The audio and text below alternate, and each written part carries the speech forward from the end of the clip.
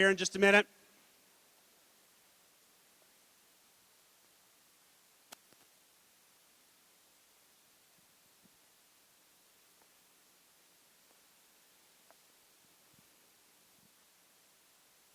All right, good evening. Welcome, and thank you so much for being here this evening. Appreciate those of you who came in door number 1 and found your way through Naperville North High School. Appreciate you finding your way here. My name is Dan Bridges, and I serve this community as a superintendent of schools. And it is my pleasure on behalf of the Board of Education and the school district and the community to welcome you to this very important conversation. Racism, hatred, discrimination in any way, in any place, is not acceptable. Racism, discrimination, and hatred in our community is not acceptable. And very personally and very honestly, racism, hatred, and discrimination in our schools is not acceptable. And unfortunately, our conversation comes on the heels of a racist and a hateful act that occurred at one of our schools. And what we've learned over time, the last few days, the young man who was subject to that racist act had been experiencing acts similar in the days leading up to it. What I also learned this morning through conversation is we've had students in our schools who over the years they've been in our schools on multiple levels have experienced acts of racism and hatred. There is no place for that in our schools. I welcome you here this evening to be a part of our conversation. Our conversation tonight, this Focus 203, a courageous conversation about race, is something that we've been planning and had on our schedules for about the last 8 weeks. And it comes on the heels of last spring's Focus 203 session on diversity and inclusion. As you know, last school year, we hired an executive director of diversity and inclusion to help lead us on our work and our journey toward building a more inclusive environment for all. We've got a lot of work to do. And as I reflect on some of the actions and the stories that I've heard, I know that I personally, as a superintendent, we as a school district, and we as a community need to be better. The acts we've seen in the hallways of the school and the acts we've seen in our community are not reflective of who we are as a community and as a school district. In any instance of acts like we've experienced over the last couple of weeks should not be tolerated. That is not who Naperville is. That is not who we wish to be. So I thank you for being a very important part of this conversation. And as you know, in order for us to heal, in order for us to move forward, in order for us to build the type of environment we need, it takes more than just the school district. We accept our responsibility as an educational institution that serves about 16,500 kids, that we play a pivotal role in ensuring that we're creating safe spaces and safe places for the youth in this community. But we need your help. We need to hear from you. We need your engagement. And we need help outside of just our school district. And there's some important people who value the importance of this work that are here with us this evening. I'd like to acknowledge Senator Ellman, who's here. I'd like to acknowledge Councilman Dr. Benjamin White, who is here. And our board president, Kristen Fitzgerald, and other members of the Board of Education.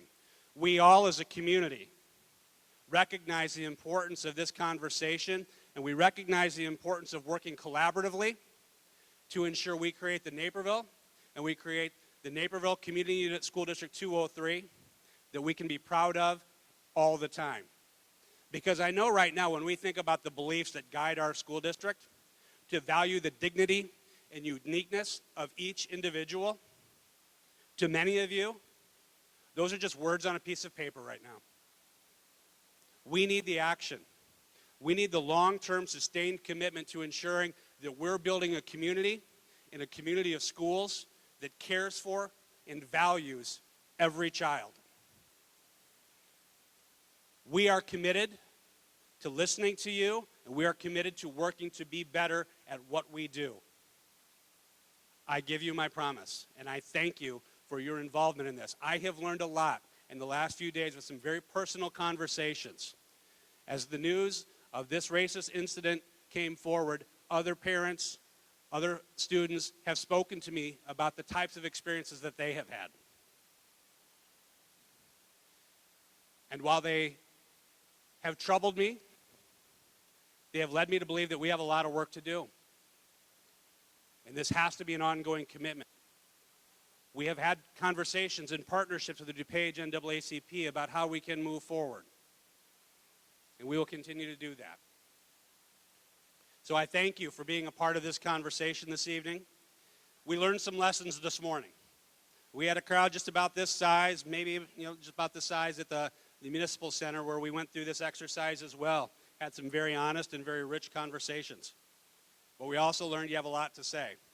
So we've modified our presentation. Initially, the title of this presentation was going to be Courageous Conversations About Race and Implicit Bias. In the time that we have available, we're only going to get through the first half. And so we are going to come back in the future with the Focus 203 session on implicit bias. But this evening's conversation and this evening's Focus 203 is going to revolve around a courageous conversation about race. And this evening's discussion is going to be facilitated by District 203's Executive Director of Diversity and Inclusion, Dr. Rakita Leeks. Please join me in welcoming her. Thank you.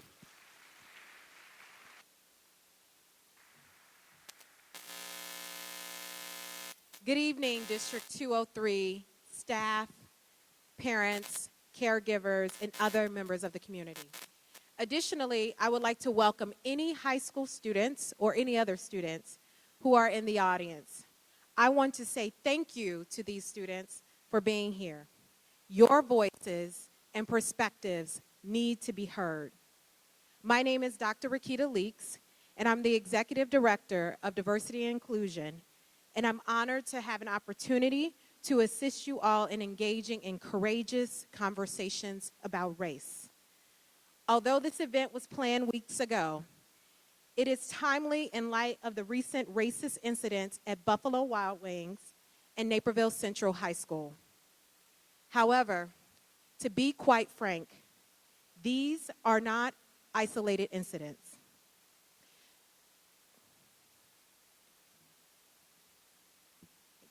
I've been told numerous stories from students, parents, and others about experiences that range from subtle microaggressions to overt racism in our schools and community.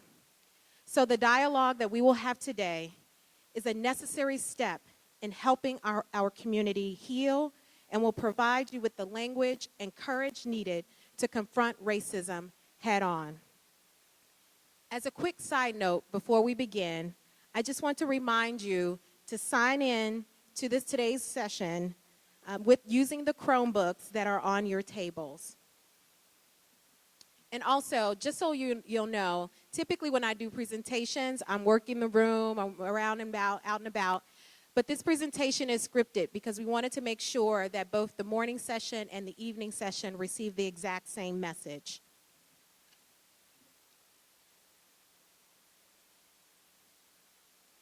I want to open today's session with two quotes that will be key for us to remember as we engage in conversations today. The first is from Margaret Wheatley. She states, "Human conversations is the most ancient and easiest way to cultivate conditions for change. Personal change, community and organizational change, planetary change. If we sit together and talk about what's important to us, we begin to come alive. We share what we see, what we feel, and listen to what others see and feel." The second quote is from Brené Brown, who is a professor of social work in Houston. And she has done extensive research on courage, vulnerability, and empathy. She uses the phrase, daring greatly. She uses this phrase to describe when someone actively engages in hard conversations. She states, daring greatly means the courage to be vulnerable. It means to show up and be seen, to ask for what you need, to talk about how you're feeling, to have the hard conversations. Today, you are here because you are daring greatly and willing to engage in courageous conversations about race. In order for us to have a fruitful conversation, we will follow the guidelines that Glenn Singleton and Curtis Linton outlines in their book, Courageous Conversations About Race. The first thing that Singleton and Linton encourage us to do is to stay engaged. It's important that you try to stay present in the room. Pay attention to when you are shutting down.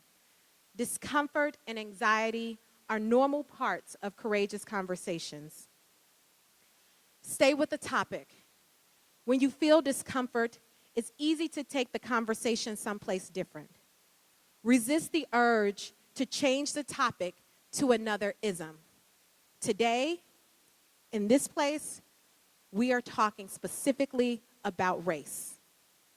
One reason it's hard to stay on topic of race is because it brings up issues and feelings of guilt, shame, and anger.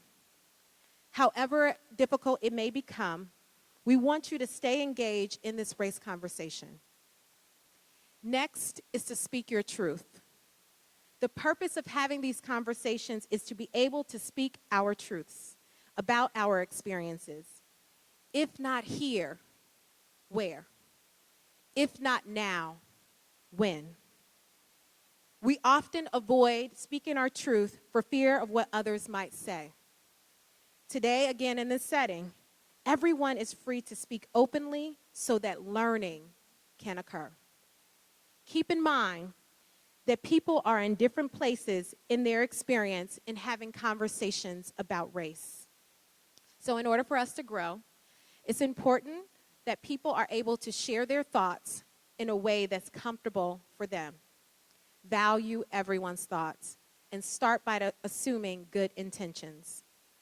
Before speaking, think about what you want others to know and how they can best hear you.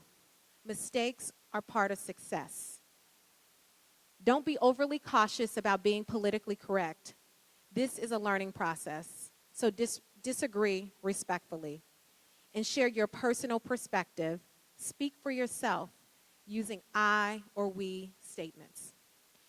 And no fixing. It is human nature to want to fix other people's pain and discomfort. We don't like to see others sad or uncomfortable. However, it's important that we let each person in this room experience their own discomfort and not fix it for them. That is part of their learning.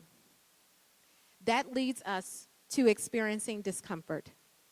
When we share thoughts, it often creates an emotional reaction from others.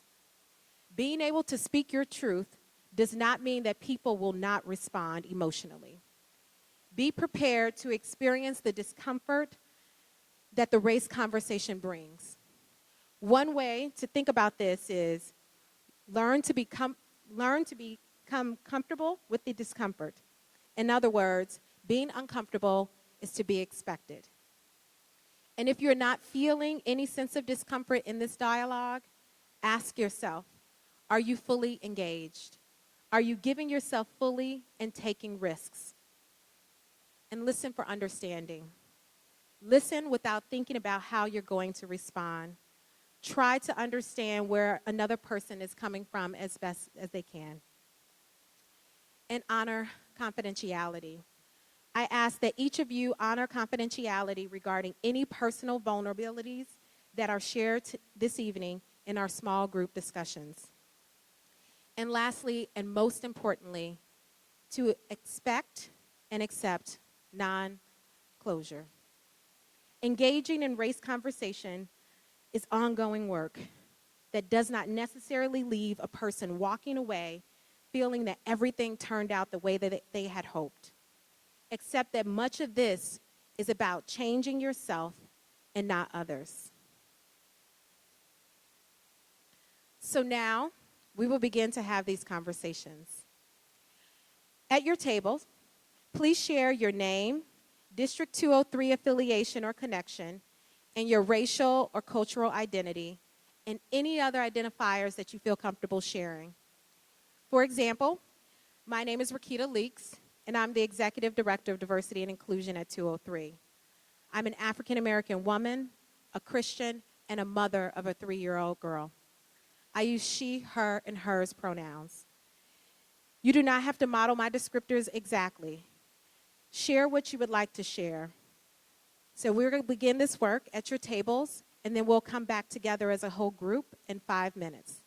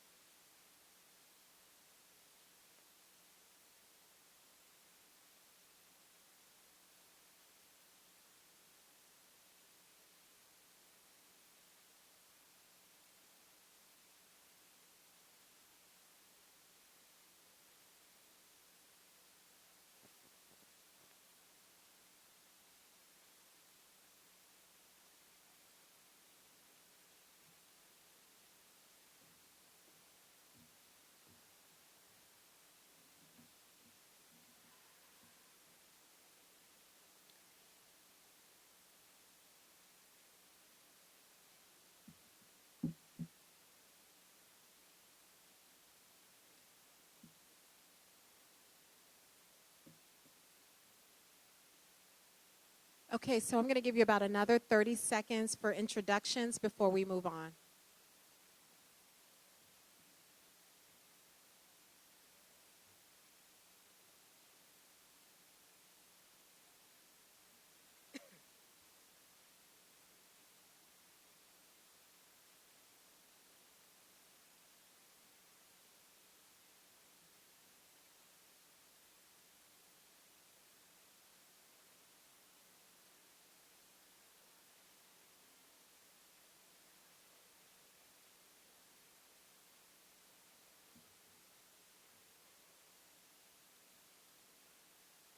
Okay, let's come back together as a whole group, and we'll have plenty of time to continue the discussions that you just had. So the next thing I would like for us to do is at our tables, the same tables you're at, to share a story about a time when you were especially proud to identify with one of the descriptors you noted. And then go on to share a story about a time you experienced discrimination because of one or more of your identifiers. And if you have not personally experienced discrimination, talk about a time where you were a witness to it. I will give you 10 minutes to have this conversation.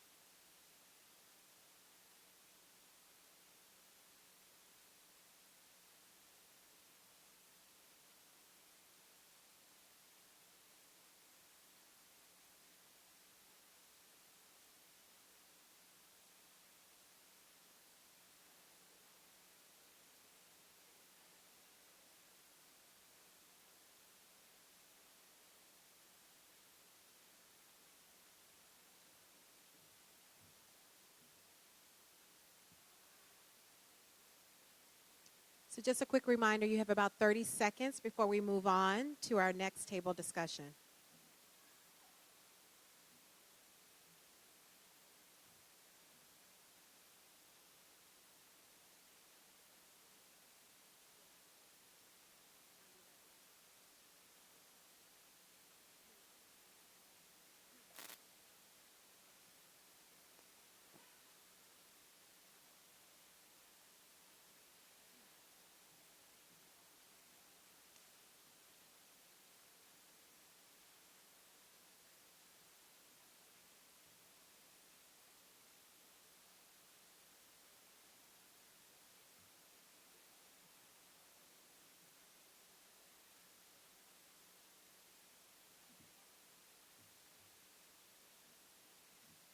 Okay, let's come back together as a whole group.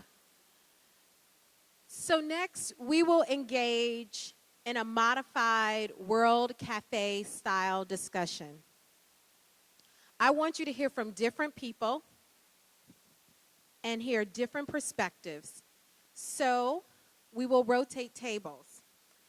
I encourage you to quickly find another table to join, then briefly introduce yourselves and discuss the question that's on this slide, which is, does your family talk about racism with your children or others? And if so, how? I will give you 1 minute to transition to a new table, and feel free to fill in the tables that are up front now that the cameras are gone.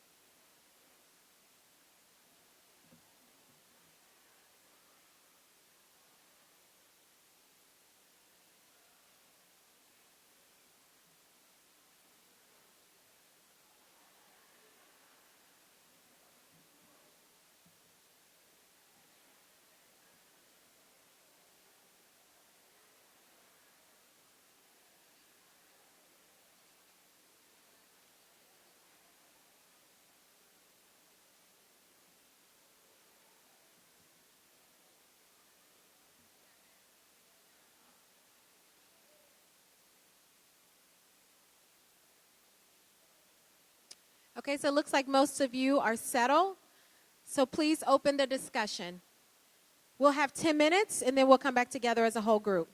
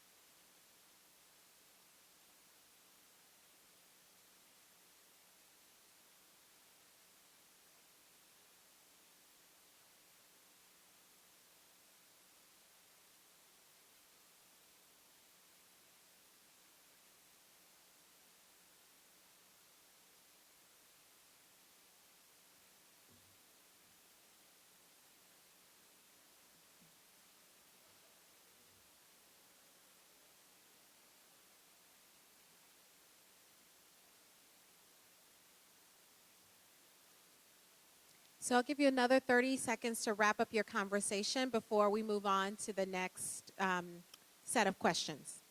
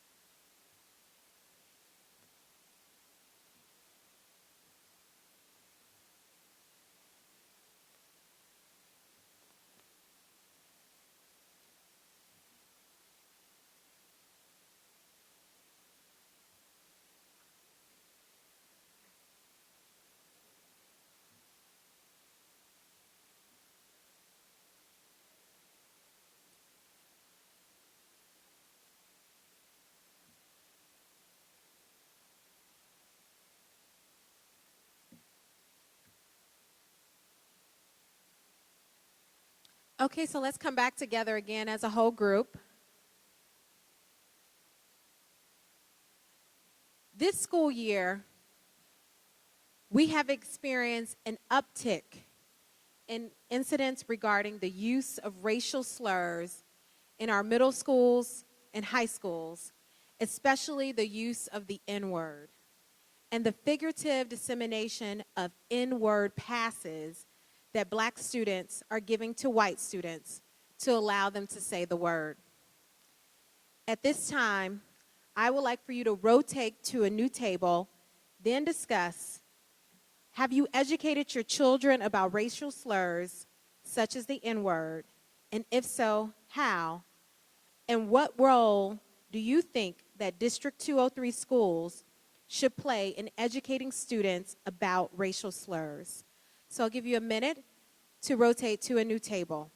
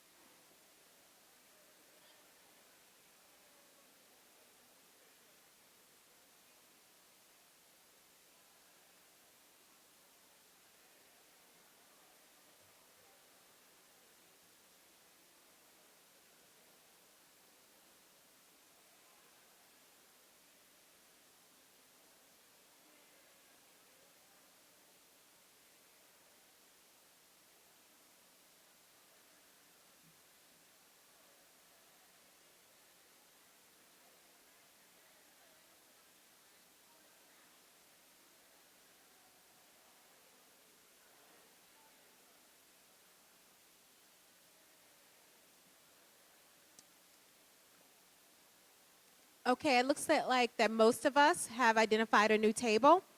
So quickly introduce yourselves, and then you have 10 minutes to discuss the two questions that are on this slide.